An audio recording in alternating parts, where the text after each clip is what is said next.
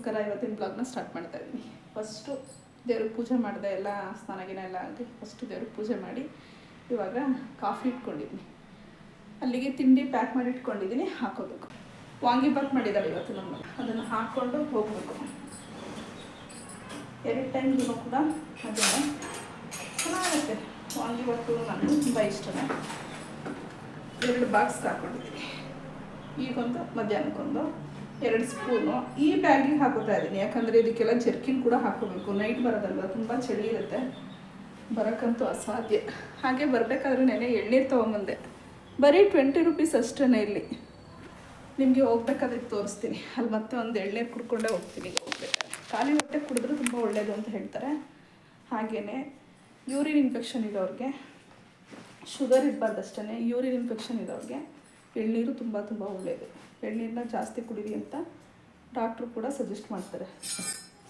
ಈ ಬ್ಯಾಗಿಗೆ ಇವೆಲ್ಲ ಲಗೇಜ್ಗಳು. ಒಂದು ಸ್ಟಾಲ್ ಇಟ್ಕೊಂಡಿದ್ದೀನಿ ತಲೆ ಕಟ್ಕೊಳ್ಳೋದಕ್ಕೆ. ನನಗೊಂದು ಜರ್ಕಿನು, ನನ್ನ ಮಗನಿಗೊಂದು ಜರ್ಕಿನು. ಈಗ ಅವನಿಗೆ ಕಾಲೇಜಿಂದ ಬರೋದಲ್ವ, ಯೂನಿಫಾರ್ಮಲ್ಲೇ ಬಂದಿರ್ತಾನೆ, ಶುಕ್ರವಾರ ಬೇರೆ.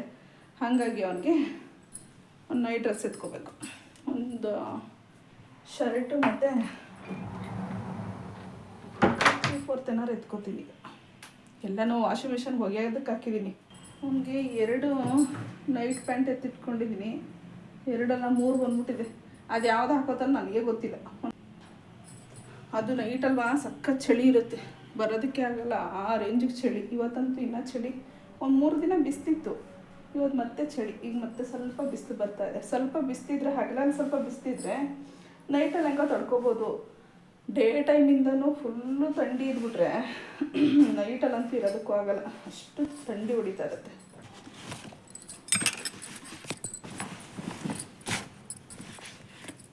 ಅವನಿಗೊಂದು ಜರ್ಕಿನು. ಇದನ್ನು ತೊಗೊಂಡಿದ್ದು ಎಷ್ಟು ಹೆಲ್ಪ್ ಆಯಿತು ಅಂದರೆ ತುಂಬ ಹೆಲ್ಪ್ ಆಯಿತು. ಯಾವುದೇ ಕಾರಣಕ್ಕೂ ಬರೋಕ್ಕಾಗ್ತಿರ್ಲಿಲ್ಲ, ಅಷ್ಟು ಚಳಿ ಇದೆ. ಇದೇ ಒಂದು ಬ್ಯಾಗ್ ತುಂಬೋಗ್ಬಿಡುತ್ತೆ. ಹಾಗೆ ಒಂದು ಸ್ಟಾಲು ನೋಡಿ ಫುಲ್ ಆಯಿತು. ಒಂದು ಬ್ಯಾಗ್ ಫುಲ್ಲು ಡೈಲಿ ಹಿಂಗೇ ಪ್ಯಾಕ್ ಮಾಡ್ಕೊಂಡು ಹೋಗೋದು. ದೇವ್ರ ಪೂಜೆಗೆ ಇವತ್ತು ಹೂವೇ ಇರಲಿಲ್ಲ, ಹಾಗಾಗಿ ಹಂಗೇ ಪೂಜೆ ಮಾಡಿದ್ದೀನಿ. ದೇವ್ರಿಗೆ ಪೂಜೆ ಮಾಡೋದೇನೋ ಒಂಥರ ಸಮಾಧಾನ. ಈ ಕೆನೆನ ಕೋಳಿ ಮರಿಗಳು ಕೊಡೋಣ. ಈ ಕೆನೆನೇ ಬರಲ್ಲ, ಹಾಲೇ ಚೆನ್ನಾಗಿಲ್ಲ. ಈಗ ಮುದ್ದು ಥರ ಇಲ್ಲ ನಂದಿನಿ.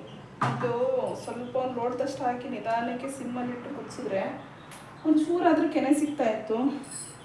ಈಗಂತೂ ಕ್ವಾಲಿಟಿ ಚೇಂಜ್ ಆಗಿದೆ ಅನಿಸುತ್ತೆ, ಚೆನ್ನಾಗೇ ಇಲ್ಲ ಈಗ.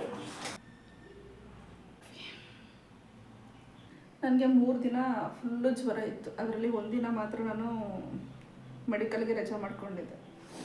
ಹಾಗಾಗಿ 1 ದಿನ ಹೋಗಲಿಲ್ಲ ನಾನು. ಮನೆ ಶಿಫ್ಟಿಂಗ್ ಆಯ್ತಲ್ಲ, ಮೈಕೆಲ್ಲ ಫುಲ್ಲು ನೋವಿತ್ತು. ಒಂದೇ ಸಮ ಕೆಲಸ ಆಯಿತು. ಸಾಲೋದಕ್ಕೆ ಇಲ್ಲಿಂದ ಅಲ್ಲಿಗೆ ದಿನ 12-24 ಕಿಲೋಮೀಟರು.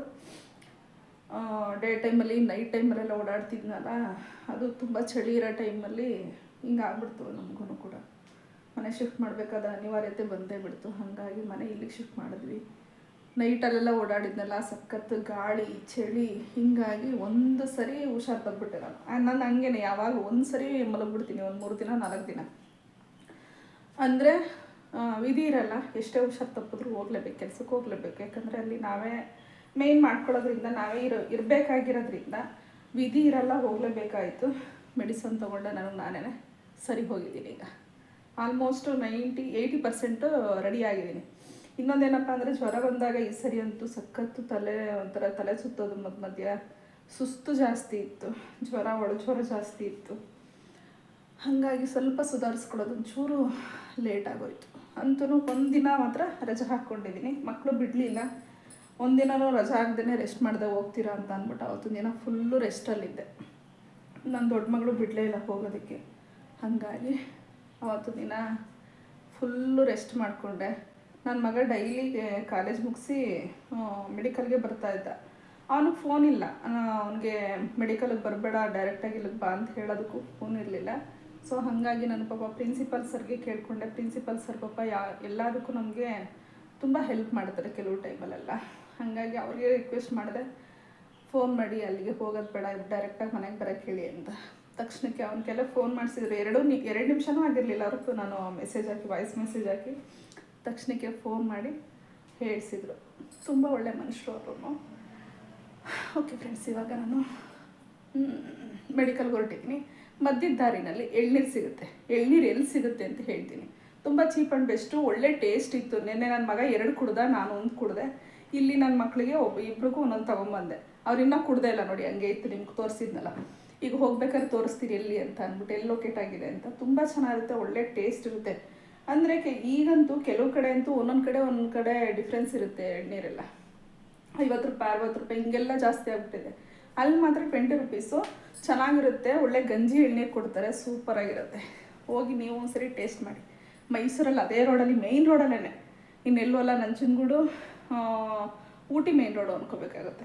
ದೇವಸ್ಥಾನದ ಪಕ್ಕನೇ, ವೆಂಕಟೇಶ್ವರ ಸ್ವಾಮಿ ದೇವಸ್ಥಾನದ ಪಕ್ಕದಲ್ಲೇ ಸ್ವಲ್ಪ ಮುಂದೆ ಬರುತ್ತೆ. ಅಲ್ಲಿ ಲೊಕೇಟ್ ಆಗಿದೆ. ಒಳ್ಳೆ ಟೇಸ್ಟ್ ಇರುತ್ತೆ. ಎಳ್ನೀರಿಗೆ ಸಪೋರ್ಟ್ ಮಾಡೋಣ. ಈ ಥರ ಜ್ಯೂಸು, ರೆಡಿಮೇಡ್ ಜ್ಯೂಸ್ಗಳಿಗಿನ್ನ ಈ ರೀತಿ ನ್ಯಾಚುರಲ್ ಆಗಿ ಬೆಳೆಯೋಂಥ ಒಂದು ಎಳ್ನೀರಿಗೆ ನಾವು ಪ್ರಿಫರೆನ್ಸ್ ಕೊಡಬೇಕು ಅಲ್ವಾ. ಅಂಥವ್ರು ನಾವು ಸಪೋರ್ಟ್ ಮಾಡೋಣ, ರೈತರಿಗೆ ಸಪೋರ್ಟ್ ಮಾಡಬೇಕು ಅಲ್ವಾ. ಇವಾಗ ಕೋಳಿ ಮರಿಗಳಿಗೆಲ್ಲ ಫುಡ್ ಹಾಕಿದ್ದೆ ಆಯಿತಾ. ಹುಟ್ಟು ಗಬ್ಬುಗಳು ತೋರ್ಸೋಕ್ಕೆ ಬೇಜಾರು ಒಂದೊಂದ್ಸರಿ, ಅಷ್ಟು ಗಬ್ಬು ಮಾಡ್ಕೋತವೆ, ಏನೂ ನೀಟಾಗಿ ಇಟ್ಕೊಳ್ಳಲ್ಲ ನೋಡಿ. ಎಲ್ಲ ಹೆಂಗೆ ಮಾಡ್ಕೋತವೆ ಅಂತ. ಬಿಸಿಲು ಕಾಯ್ತಾ ಇರೋದು. ಚಿನಿಗಳ ಬಾಯ್ ಕೆನೆ ಹಾಕ್ತೆ ನೋಡಿ, ಅಲ್ಲಿ ಟಿಕ್ಕೆ ಹಾಕ್ತು, ಸಿಗ್ದಂಗೆ ಟಿಕ್ಕೆ ಹಾಕ್ತವೆ. ಕೀನೇ ತೊಗೊಂಡಿಲ್ಲ. ಗಾಡಿ ಮೆಡಿಕಲ್ ವಾಚ್.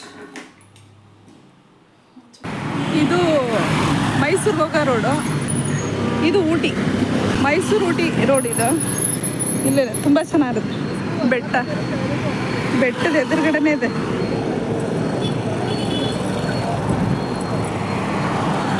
ಈ ರೀತಿ ಕಾಯಿ ತಿನ್ನೋದು ತುಂಬ ಇಷ್ಟ, ಗಂಜಿ ತಿನ್ನೋದಕ್ಕೆ.